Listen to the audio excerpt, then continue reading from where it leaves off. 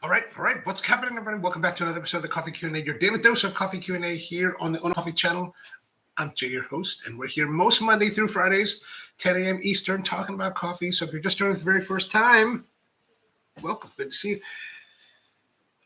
So since I had to go away this week to Philadelphia for a couple of days, we kind of interrupted our scheduled flow of coffee tastings, even though we were able to taste coffee over the last 3 days. But today, we're going to go back to our tasting, and the tastings that we're talking about last weekend, I did a lecture at McDaniel College on kind of like an introduction to coffee appreciation tasting, and we had a real nice time. We brought 4 different coffees out for the assembly to try. We had a Brazilian coffee, a Tanzania coffee, a coffee from India, and then a coffee from Yemen.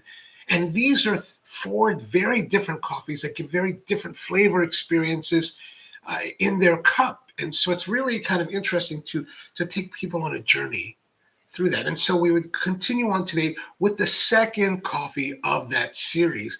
And that is a coffee from Africa, from the country of Tanzania in the Kilimanjaro region, about 1,700 meters above sea level. And this one is a Peaberry. And let me show you here. I've got it here. Now, this coffee was sourced by my friend Matt. So Matt is the one that sourced the coffee from a place called Coffee Bean Corral in Mississippi. And I'm not too familiar with Coffee Bean. He deals a lot with Coffee Bean. I haven't dealt with them, but the coffees seem very nice. The coffees that he selected for this were actually very, very good. And they're all really enjoyable examples of each of the types. So as you can see here, 1100 to 1,700 meters above sea level. There is a blend of Bourbon, N39, Kent, Compact, and Nyasa Arabica coffees. These are, Kent, how are you, man? Good to see you. Kent, I got your message from yesterday's live stream. Funny. If you're not too familiar with if you didn't see his comments, during yesterday's live stream, I was in the truck and I was making coffee with the fellow Prismo on the AeroPress. And as I turned it, so I'm doing it inverted. And Kent at one point is like, "Well, why are you doing it inverted?" Well, I don't know. I'm just kind of didn't even think about it. But I'm turning it over, and as I turn it over, as it reaches its apogee here and starts to tilt over, there's a one-way valve in it. Well, the one-way valve suddenly shoots out coffee across the vehicle, and wets all the stuff on my chair. And I'm like, "Good Lord, what is happening here?" And it's funny because Kent was like in the comment later, he was like, I was just typing, "Be careful when you tilt it over," when it all happened. And I was like, "Oh yeah, it happens." So fun times here on the live stream. Okay, so back to our Kilimanjaro. So this is a Peaberry. Oh, first of all, Bourbon N39, Kent, Compact, Nyasa. These are different varietals of Arabica coffees, and some are kind of naturals. I think the N39 is a developed coffee. Some of them are developed by different companies. Like you'll see sometimes you'll see people talk about SL34, SL28s. The SL in that particular examples means Scott's Laboratories. Scott's Laboratories develop different hybrids of Arabica coffees for different purposes. They're trying to, humans are always trying to modify crops in order to meet certain needs, whether it's to, create better production, better qualities, better resistance to pests and attacks. Different things will have different reasons will drive the development of different varietals, and not all varietals. So you may see these numbers like N39 or like SL28, SL34. There is certainly, let's say between the SLs. There's certainly what was a 29, a 30, 31, 32, 33. I don't know much about them, but it's one of those things where they were probably developed and they probably were not as successful. So they moved on to the next designation for their development. But this is the Peaberry, and the Peaberry is a coffee that is kind of like the very... People want to see it's the premium of the coffee of any production. And I'm hesitant to say it in that manner, right?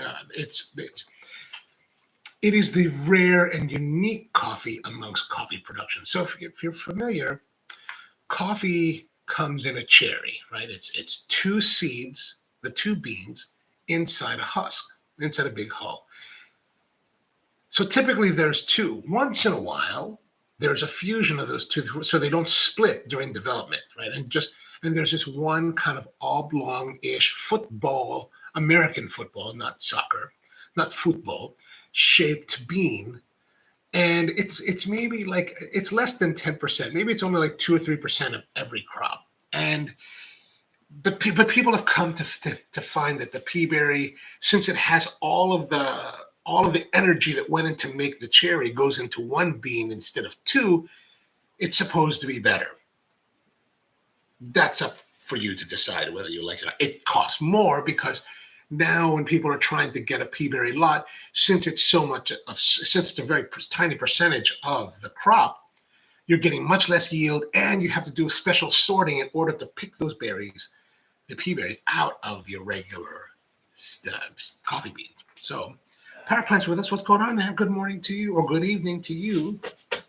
So let's have a here. We're going to pour some out the Peaberry. Oh, crazy.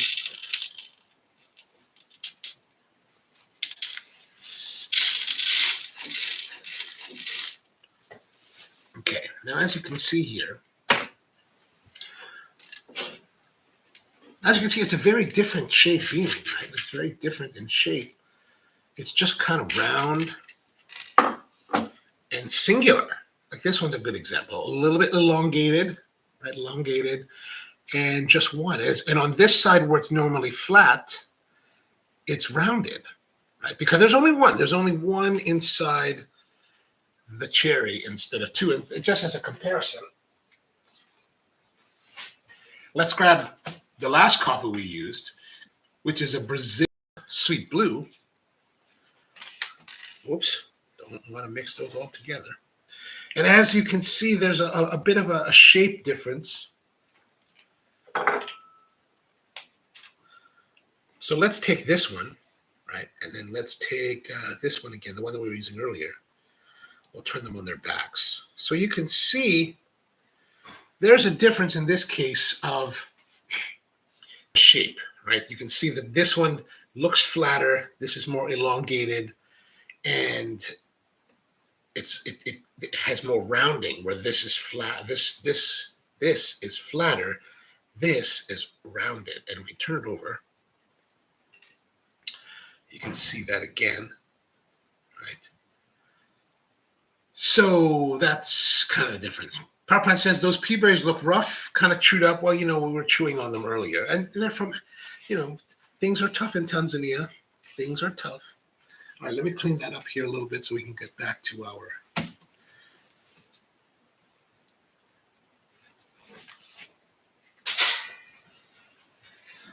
thing.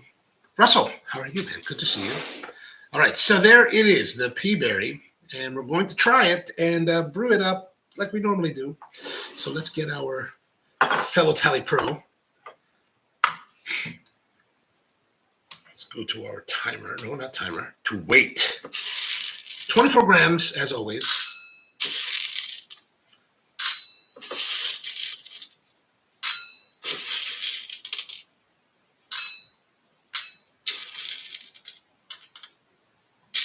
Now 24.5 is good enough. Then we're going to get our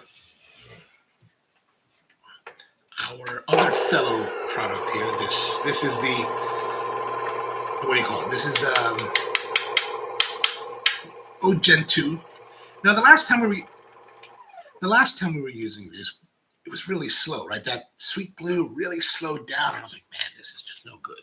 So when we were here, just past the middle point, the 6. Now we're going to go a little bit further. I'm going to go 2 clicks to coarser, which in some respects, I'm sitting here and I feel like maybe that's too extreme. I kind of want to just go 1 click over instead of 2. But I'm going to override what's screaming in my mind and on my shoulders, and just going to go for it. Because you know what? Sometimes you just got to go for it. Let's make sure that this is empty. Okay, good. Open that up. And then now let's get to the action shots here. Everything's so crowded. I really need to zoom out.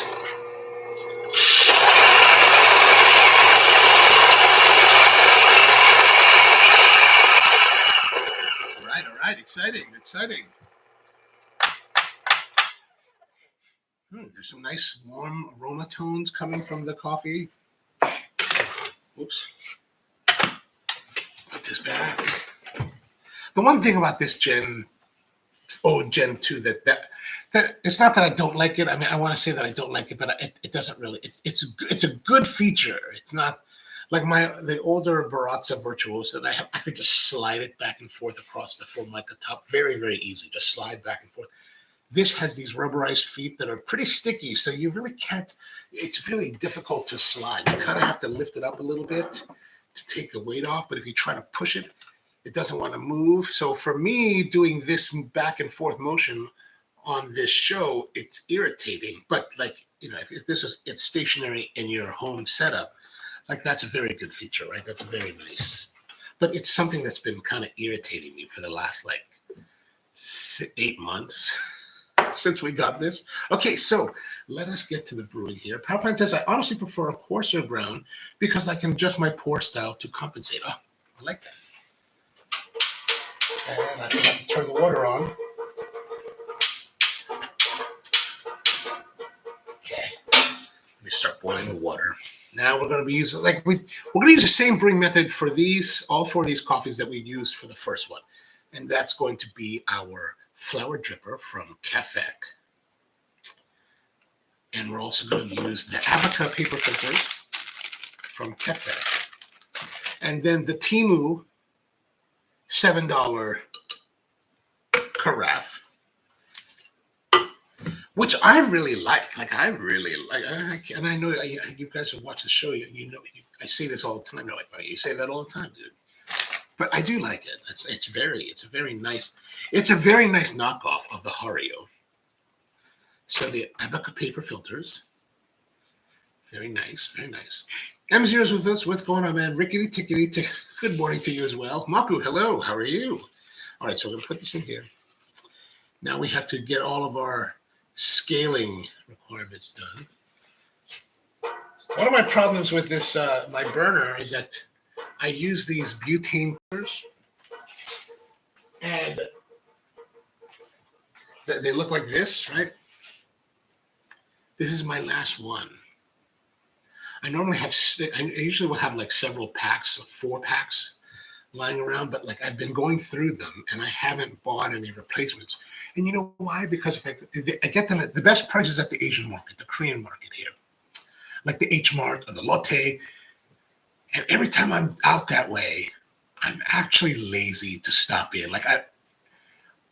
If I go to the H Mart, I have to park, and it's always busy, and I have to park, and it's always a struggle to find parking, and then I have to go in, and if I'm just buying this, it's like, do I really want to buy that? Do I really need that? I mean, I guess I could continue on for another week without buying it, so I just don't go. And I haven't gone in many months, and so now what I'm cooking, what I'm heating the water on is the penultimate canister. This is the ultimate canister.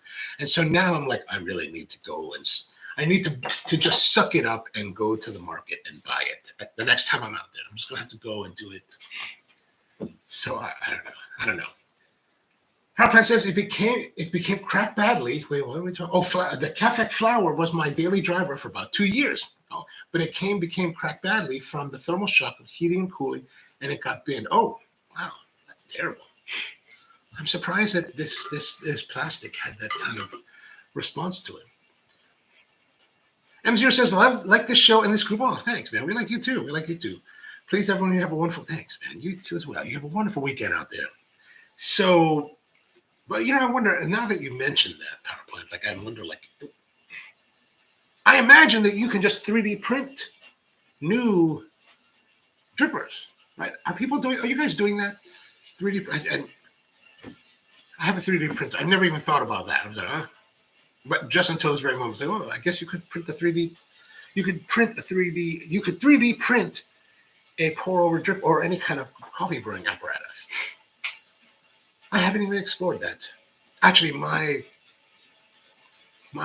printer was gifted to me. It's a Creality Ender 3. It's a nice one, not a cheap one. And it worked great. Like, it worked awesome. Like, I was like printing all kinds of stuff. Festool this and Festool that and all this stuff. And then with PLA. By the way, PLA is a terrible, terrible filament. Like, it's good. It's a great thing. It's very like easy to use. It's low temperature.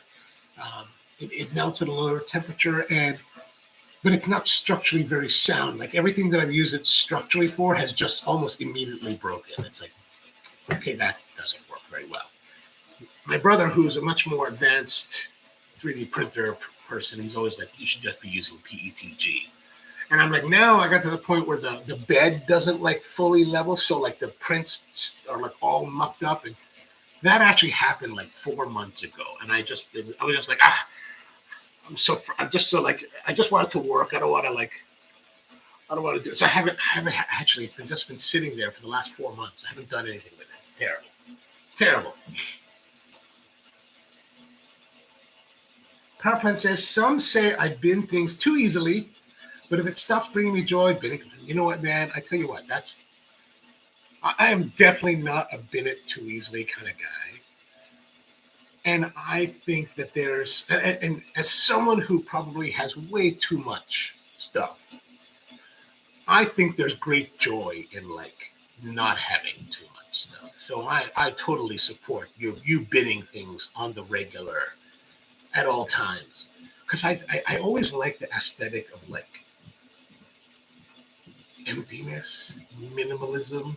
I love that aesthetic. I would like to live like that. I don't live like that. I just don't live like that. But I love the idea. Okay, this is empty. Craig's with us. What's going on? Most filament is not food safe and rated for the temperature. Oh, okay. So no PETG for pour overs. But does it really matter? Like, how much will really leach out with like water at 190 degrees? Okay, we got boiling water now. Power Plant says, yes, Paul. The first couple gen to the Oishi filter press kind of suck because they cannot be rinsed with hot. Oh, wow. All right, so now we're going to take our hot water. It's boiling. And I'm going to fill up our little Kogu pot here. And I'm only filling up because we want that thermal mass to try to like stabilize temperature. And then we're going to brew. Oh, gosh, I forgot to switch modes. Brew assist, 1-4-5. Tear. Oh, I didn't put it in. Okay, so now we put 24.5. Oh, look, 24.5. The other day we didn't have we had a lot of retention. Today we have no retention. Okay, now we're going to begin. Press this button. And now let's start.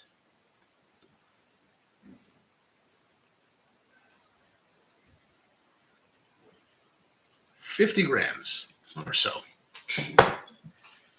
That's going to give us our wetting starting.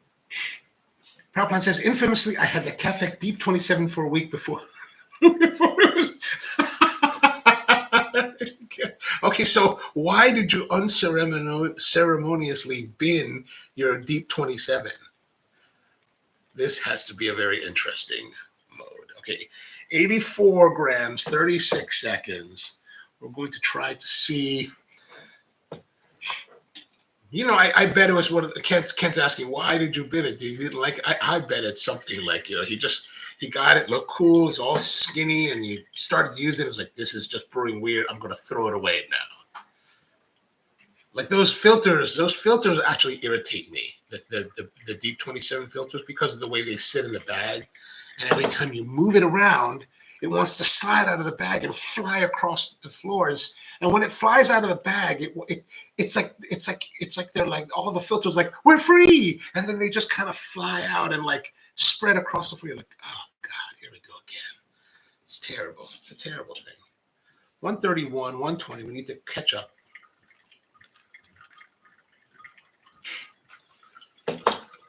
164. Okay, so we're good. We're good. We're rolling good. Rolling strong now, time and like volume wise. I think we're starting to slow down. I think we always slow down as the minor sediments filter down towards the bottom or filter into the filter. It slows down the flow. But 2 minutes, 200 plus grams, we're good. We're kind of on track.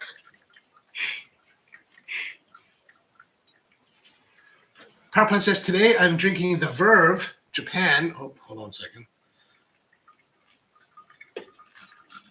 Beans.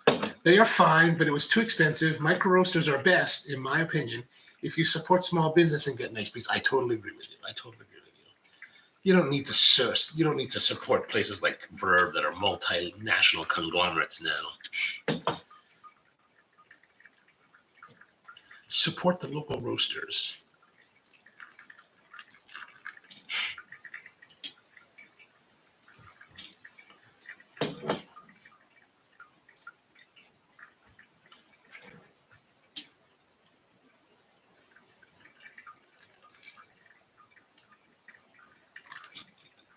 .302, 3 minutes.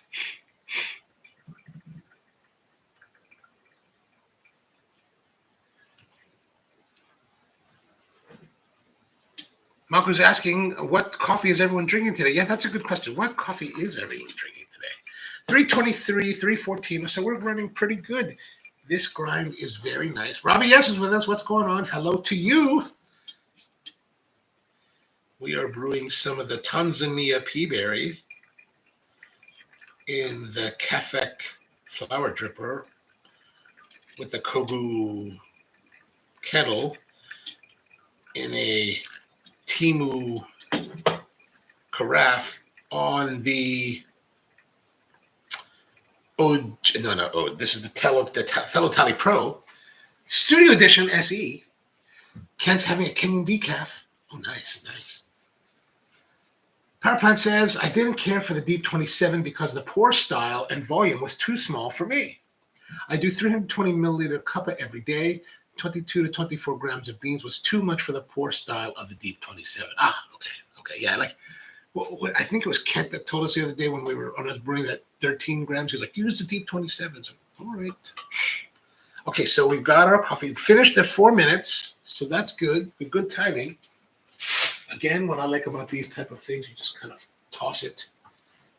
Do you not have any, by the way, Power Plant, do you not have any friends in your part of Japan, like, instead of just binning it, which I love the visual aspect of it, like it's just like, okay, this brewer sucks and into the bin. I mean, you could give it to someone you know, someone that could benefit from your expertise of coffee, right? Anyway, let's have a look here at our coffee. This is the Tanzania Peaberry, 1,700 meters above sea level, Bourbon N39 Kent, Comfact and Nyasa varietals of Arabica.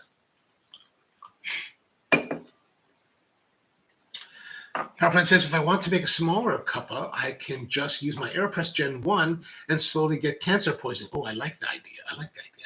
Come on now. Can you really get poisoning from that?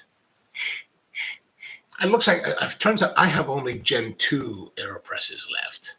I think those are Gen 2. Maybe they're Gen 3. I don't know.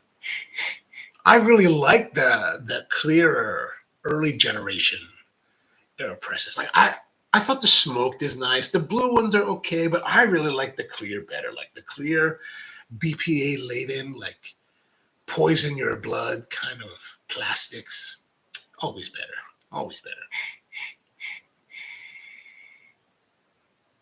Speaking of like that, I was working on this.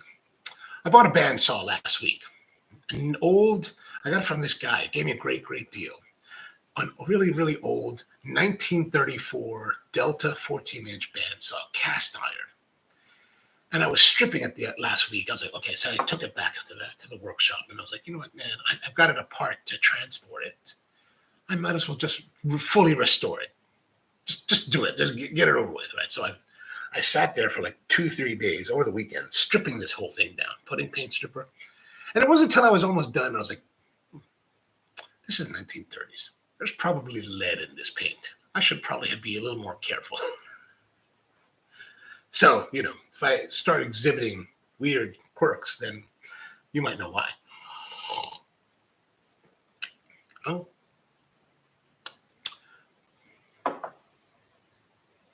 I would describe the character of this coffee as tight. Like not puckery, but like it just the feeling is tight.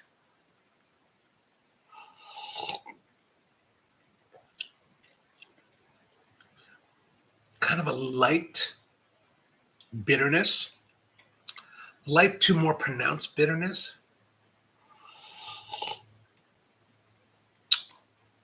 I would not describe this as a sweeter coffee. Oh, something that was interesting from yesterday. So every Thursday night I do another live stream about coffee and cigars on the Ono Live chat, which is a channel dedicated just for that live stream. We do it every Thursday night at 8 p.m. Eastern time. So I used the same method last night as that we used yesterday morning on this live stream with the AirPress Go, with the fellow Prismo, and the House Nation coffee. And one of the things that I didn't necessarily notice, that I didn't really notice yesterday morning, but that was really, really apparent by yesterday evening, was the effect of the CO2, degassing of the coffee on the flavor of the coffee. Like the flavor of the coffee was very like soft and very like cloudy.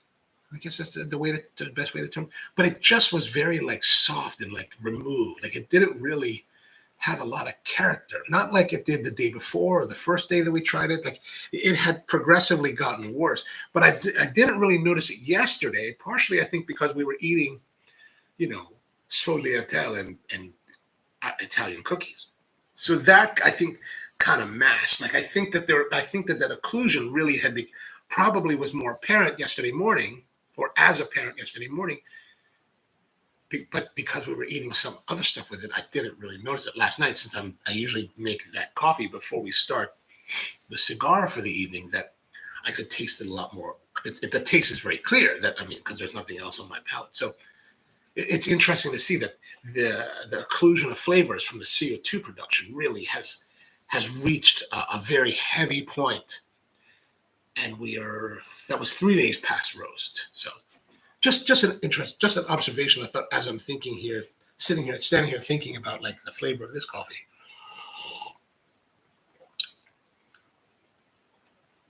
Like bitter, tight. Now, I realize that those descriptors may sound, well, there's a little bit of juiciness now in the kind of the finish. And as it's cooling down slightly, those may not sound like terribly complimentary descriptors, but they're not meant to be pejorative on the coffee. It's still very clean. The finish is dry.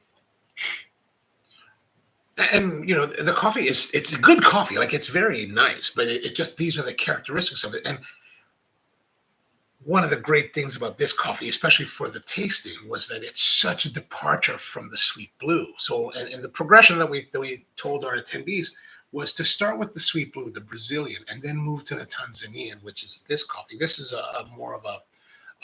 this is a wash coffee, and which is kind of interesting, because wash coffee from Tanzania, like one of the things we talked about in the presentation is that many years ago when I started in the business, the countries, the coffees were much more origin specific, meaning that if you said, hey, I want a coffee from Papua New Guinea. Papua New Guinea was known for more earthy, dirty tones.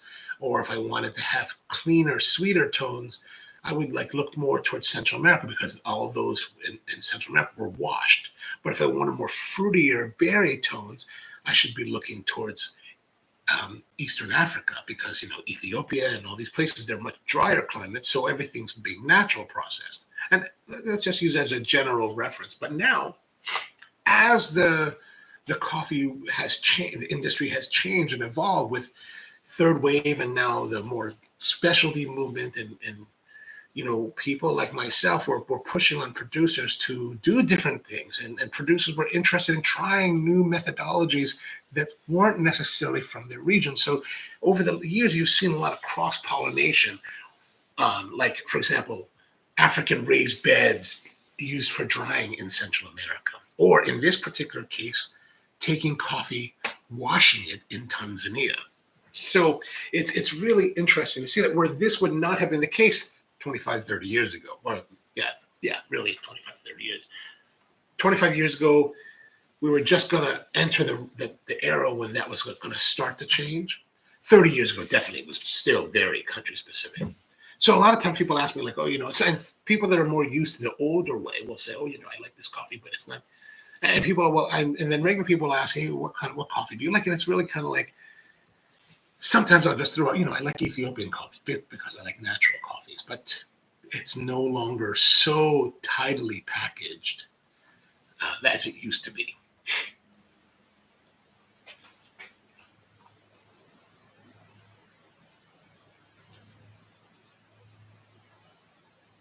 Oh, I've been going a little bit far with that. Robbie S is with us. What's going on, man? I have an ombligon from Colombia. Nice, excellent. Power plant says, no coffee, no cry. I shouldn't be singing, right? We're not supposed to sing on this show. Or on this channel. Ken says, I see D27 is not good for big brews. Ah, yes. Marcus says, today I had Magnolia Blend by Magnolia Coffee. Oh, is Magnolia, I'm going to presume, since it's called Magnolia Coffee, that it must be from the Carolina region. Is that right? Steel, Magnolia, something like that. Robbie says it's from El Diviso. From El Diviso, very fruity and juicy. Nice. Very nice. Marcus says, I like fruity coffees. I'll have to try that one.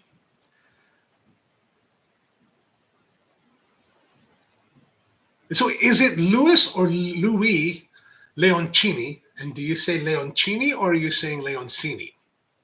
I'm going to presume that it's the former, Leoncini. Just roasting some beans from Zambia on a cafe lodge. Oh, awesome.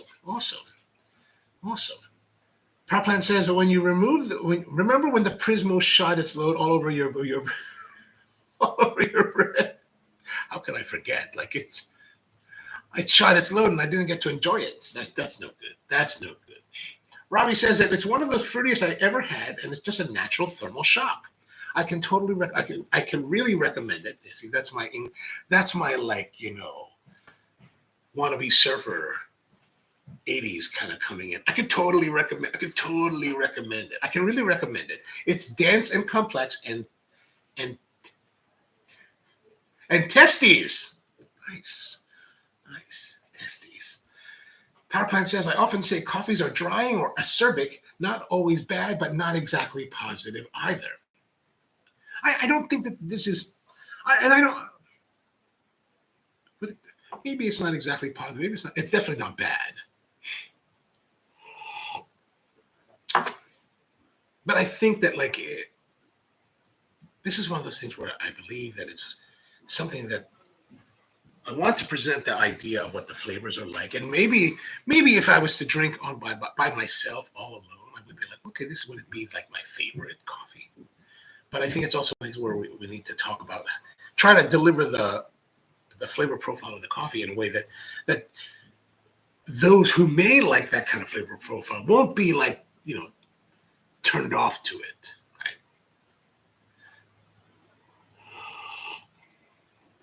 Like, how when you're young and you might eat something and your friend's like, ew, God, you can eat that. We don't have to be that. We don't have to go to that extreme anymore.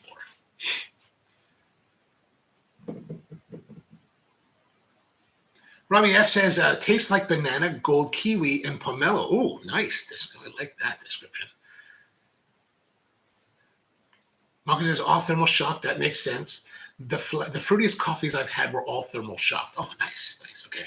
Ken says, I've only had ombligon once, and it was super processed, so it was all funk flavor, like liquor.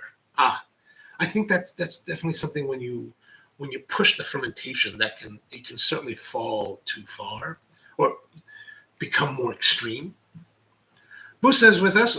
Good morning to you as well. Robbie says, Omnigon doesn't need crazy processing. Mom, good morning as well. Oh, it is the second pronunciation. Leoncini. But is it Louis or Louis? Do you prefer?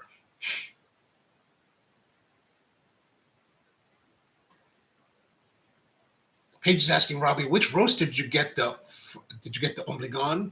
I think Black and White has one right now. Has some right now. Power Plant says people freak out over others eating choices. Well, we were at elementary school back then. So that's how you never like that's ew. But I'm still kind of like that about bitter melon. Like, ew, I don't want that bitter melon. Bitter melon is not. That's not for me. That's not for me. And Mr. Leoncini is still just like, here's Louis. Okay. Got it. Payne says, I have a red fruits co-ferment from Black and White that is one of the fruitiest, the funkiest coffees I've ever had. Tastes like beer. Ooh, that sounds, to me personally, that sounds very nice. Craig says, no coffee for me for a few days as I open a package of matcha this week. Ooh, nice. I was actually, when I was yesterday, when I was in, no, the night before, when I was at my cousin's house, she was asking, like, do you know how to make matcha? I have all this stuff. Like, they went to Japan a few months ago and they bought all this matcha gear, like, the scooper and the whisk and the whisk holder. I forgot all the names for it. The proper like bowl and some nice. They even got some nice matcha from Ippudo, right? And she was like, but I don't know how to make it. I was like, let me show you, because we used to make it at the shop. And matcha is very interesting. There's a whole like way that I was taught you're supposed to do it. This whole like W pattern of like your whisking has to be like a W. I don't know if you follow that, guys, but that's what I was taught. I was like, oh, all right. So we would do it, and people would, and we were making we would make straight matcha for people, and then we'd also make matcha lattes, matcha espresso lattes, things like that. But we would do the old school. We would do it that kind of way. Like we had to teach our baristas how to do the technique, and like if you ordered the matcha latte, like we had to, the barista would be like, it's going to take a few minutes for us to prepare that for you. And people like, of course, you're going to be like, why it taking so long? But once you see it, you're like, oh, okay, that's why.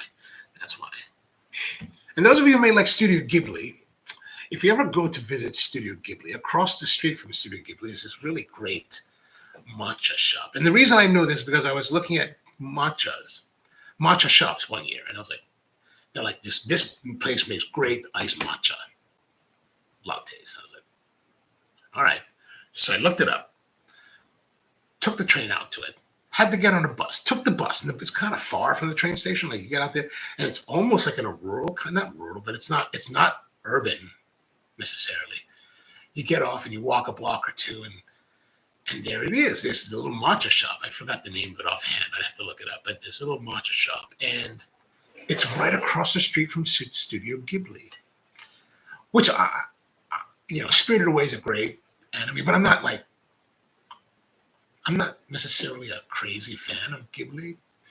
But my nieces and nephews, and I tell them, I went to this matcha shop across from the studio. They're like, what? You went there? Did you go in? I was like, no, I didn't have the time. I had to go back to town.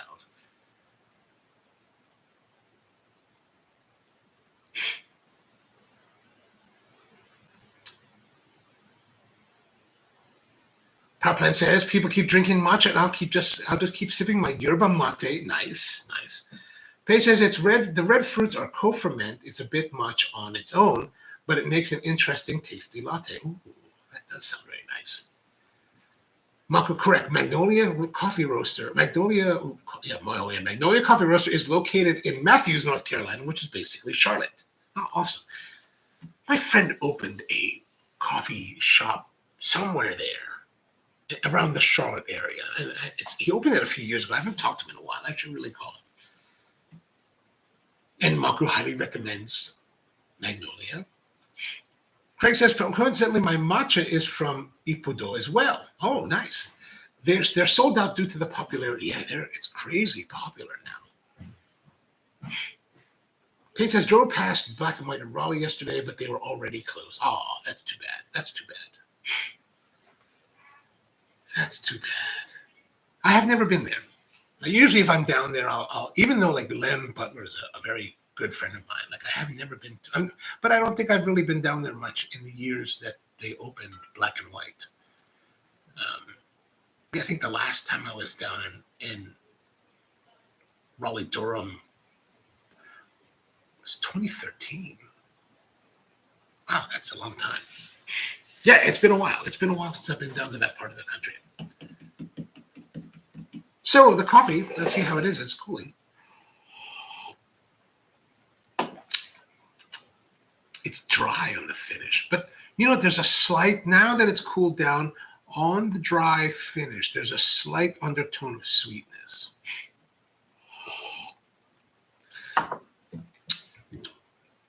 Not bad, not bad. Paige says it's only 70-ish miles from you. Oh my gosh. Oh, went for a concert. I was going to say, wow.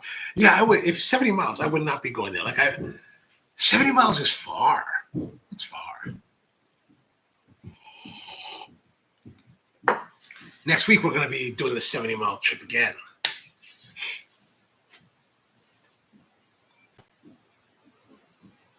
All right. I don't have anything else to say. I've talked a lot already. So there it is, the Kilimanjaro Tanzania Peaberry from Tanzania. Roasted by Matt of Park and Perk, sourced from the Coffee Bean Corral in Mississippi. It's nice. It's definitely dry. It's definitely bitter, and it's cold.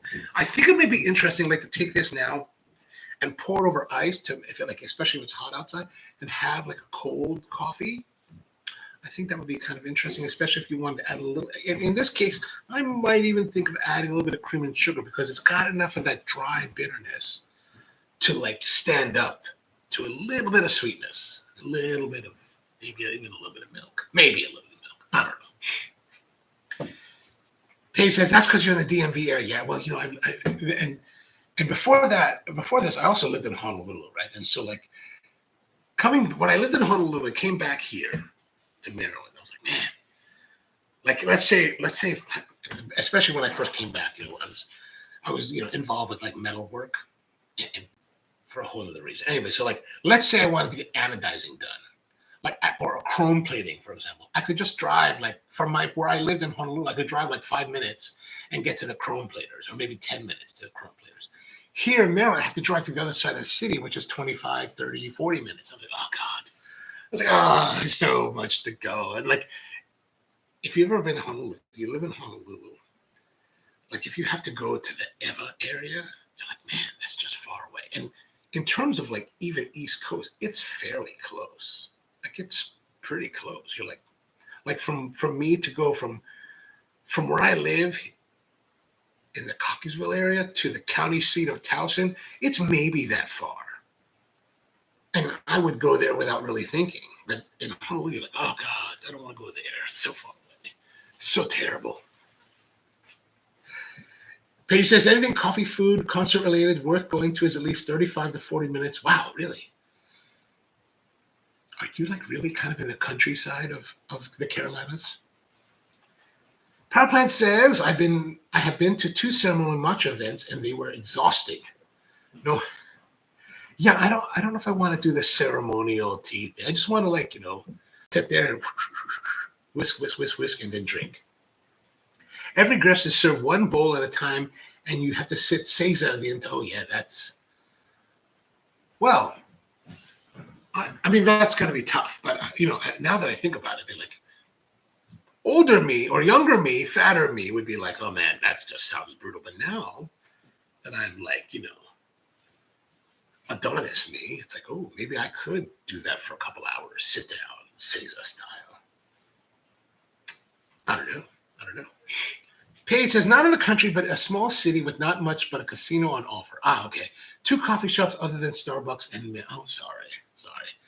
Don't fall into the trap of like thinking, you know what, I want to have better coffee, so I'm going to open a coffee shop. Don't do that. Don't do that. I had that problem. Like, oh, and I had this problem, like, it's like one of my friends was asking me one year, we were talking about some food, and he was like, why don't you open a restaurant like that? And I was like, dude, the last thing I want to do is open a restaurant because I'm hungry for something.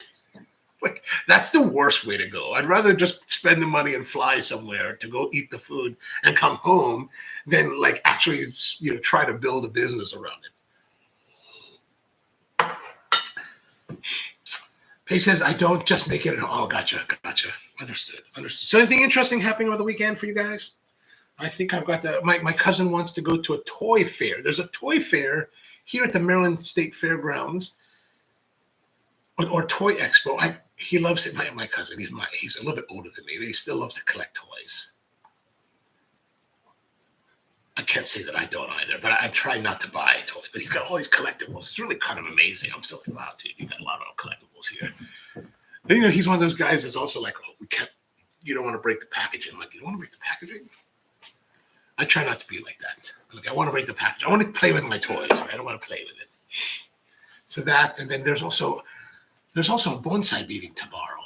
I normally want to go. I would like to go, but it's supposed to. I hear it's going to rain like thunderstorms tomorrow. So it's like and I have to go to the. Today I have to go. Maybe today, either today or tomorrow. I have to go to both the sawmill and have my logs sawed, like the tree that I took down like 2 weeks ago almost.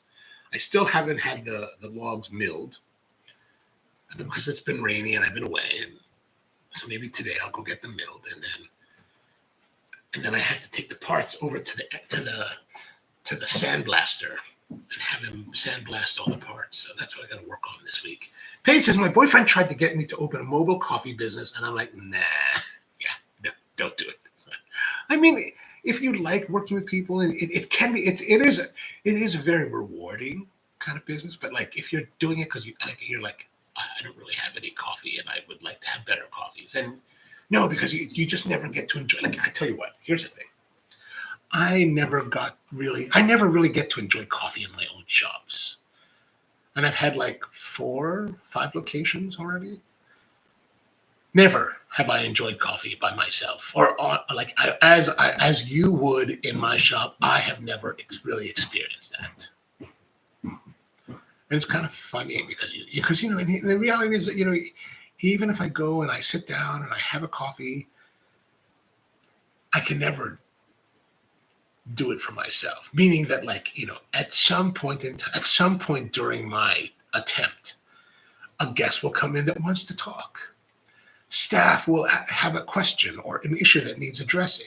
There's never a time that you get to just truly enjoy yourself in your own shop, unless you're closed and you're all by yourself and nobody's there. But then you have to serve yourself. Well, that kind of defeats the purpose. So that's one thing. That's one reality. Like, when I would want to have time to myself in a coffee environment, and just kind of do whatever, you may go to a coffee shop, you may read, you may do some work. If I wanted to do that, I actually had to go to a local Starbucks that was not too far from where I lived. And I was like, and the best thing about this Starbucks is typical suburban Starbucks in a strip center, but not a terribly busy Starbucks.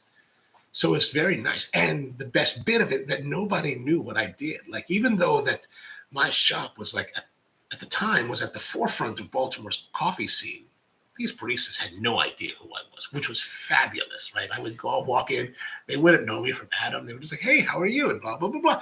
And I would be like, well, would you like to have it? Can I have the very large, unsweetened iced tea? Because I can't drink the coffee. Just a big iced tea. I would sit down for an hour, maybe 2 hours, and just do whatever I wanted to do. And it was just beautiful. I was the guy squatting in the back of the space in the coffee shop, taking up too much space. But that is the hard reality of owning a coffee place, is that you never get to experience it as your guest do. And that's not necessarily a bad thing, right? Power plant says bonsai is cool. Oh no, wait a minute. Where are we going? Oh yeah, Pete says may try to take part in the No King's Day locally, depending on the weather. Yeah, it's like, yeah, we want to protest, but yeah, it's raining. Let's just not protest today. We'll just stay home. It's so much easier. I'm definitely not the protesting type. Like I don't want to be out there like getting shot at. I've already done that part. Like I was many years ago, I was in Manila when they had their second revolution. And I was pretty young back then, and I was all like, yeah. And I was, also more of a photographer back then, and had done some stringer work for like some of the local papers in Honolulu and stuff like that. And I was like, let's go. So we went down, and I had my press pass with me, and I went like right to the apogee of where all the speakers were like rallying all the protesters, and I was like, man, military could come in and kill us at any moment. This is glorious. It'd be great footage. I'm like, this would be great footage if they started shooting. You do dumb things when you're young, but now that I'm older, I'm like, oh no. I'm too chubby to have to run from like bullets. And they're shooting like the press people, so it's like, oh gosh, crazy. Power plant says bonsai is cool, but but waiting 30 years for a tree to be ready. I would think that you would have a better like perspective on that since you're in Japan, right? These guys are doing it. They're looking at 300 years. Like, wow, really? I have one tree that I started training last year, and I'm like, it takes a while. But my regret with bonsai, I actually started when I was living in Hawaii back in like 1989. And I didn't maintain it. Like I didn't start again until last year. And I was thinking, man, had I continued all these years, and I always thought about doing it, like picking it up again, and I never really picked it up. I didn't really go for it until last year. But I was thinking, man, had I done that all these years, I would have some epic trees by now. Like it'd be epic. I'd be like a master. I'd have like, the adulation of women. I think one of my pots just broke. What? Terracotta pots, if they sit outside, exposed to the sun and the weather for many, many years, they just break down, and one of them broke down. It's terrible. Paige says, I don't have to do time to do the things I need, much less to run a business outside of doing my main job. Understood. I mean, you have to make, and to do it, I think to do the business well, you really have to make it your main job. Like it should be your vocation. Like, especially if you have a strong vision of what you want. And I think that's where a lot of coffee shops fail, is that they don't have ownership with strong visions. Like I'll look at like I'll look at like certain forums and that are populated by coffee shop owners. And some of the questions some of them ask, it's like I find that once you have a very strong vision of what you believe you should be doing, a lot of the answers come very naturally. Like there's only so many answers that are available to you when you have strong vision, right? Like what product should I choose? And mine is a high level of psychosis, which I don't recommend to anyone, right? But like, for example, people are like, well, what's the best syrup? To my mind, because we want to pursue at a very high level, there is no syrup that's good enough. You have to make your own. Right? Like, you want vanilla syrup? Make the vanilla syrup yourself. It's not terribly expensive. It's not, but it's definitely not convenient, right? You just not. So, but then again, but if you understand, like, and you don't have to be that extreme. You could be like, okay, this is what I want. I have this vision. I have this is what I want. And then it becomes very simple, because then you can be like, well, I have this. This is the level we're shooting for. So what is the right syrup? Well, that's the right one, because that meets the price point. That meets the flavor profile that we want. But I think a lot of people that get into this, they're not taking the time. And certainly I got into it without being an expert in the business, right? Without being an expert in coffee. I came in as a complete bozo who didn't really know anything. And I had to learn it and live it. So But a lot of people, a lot of owners that I'll see, they don't even know how to do it. They're like, well, what should I do? Is it what I need to find a barista? Well, you need to teach your baristas. You need to train your baristas. You need to have a standard that you hold them to. Because I see them and they're like, well, I don't know what they're doing, and they have all these issues. I was like, because you don't have enough standards to operate. So that's if you ever decide that you want to do it, I think that as the owner, you should be the source of a lot of the knowledge. Not the source of all knowledge. It's impossibly the source of all knowledge, but to be the major source of vision and inspiration and tour de force of where you're going. Just some thoughts. Power Plant says any hospitality job is a grind. You can love it, but it is definitely not easy. Definitely not easy. Ken says I'll be washing dishes at my sister's restaurant this weekend, helping her out. Oh, that's interesting. What kind of restaurant does your sister have? I presume Norwegian type of food. I already run the coffee program. Always nice to help her when she. Oh, nice. See, there it is. Guy with vision, and guy that knows what he's doing. Payne says I truly would hope that that wouldn't happen in my little city, but it's a legit fear I have for people in bigger cities. Oh, even with the king stuff. Yeah. But you never know. Hopefully more reasonable minds will prevail. Hopefully. I guess we'll find out Monday. All right, so that's going to be it for today. Thank you very much for hanging out again. As always, be back again on Monday with an episode of the Coffee Q&A. And the plan right now is to continue with our tasting of these coffees from our presentation. And then we're going to be going to next, if that still holds, we're going to go to the Mysore Nuggets. Is it Mysore Nuggets from India, which is an interesting coffee because it's one of those monsoon Malabar coffees where they put the coffee in the warehouses that are kind of open, slatted warehouses during the monsoon season. So they let the monsoon winds and moisture, kind of like rot the coffee, mold the coffee, or some kind of affect the coffee in some way. So that should be kind of interesting. All right, so hope you have a wonderful day and a great weekend or evening out there, and see you next time.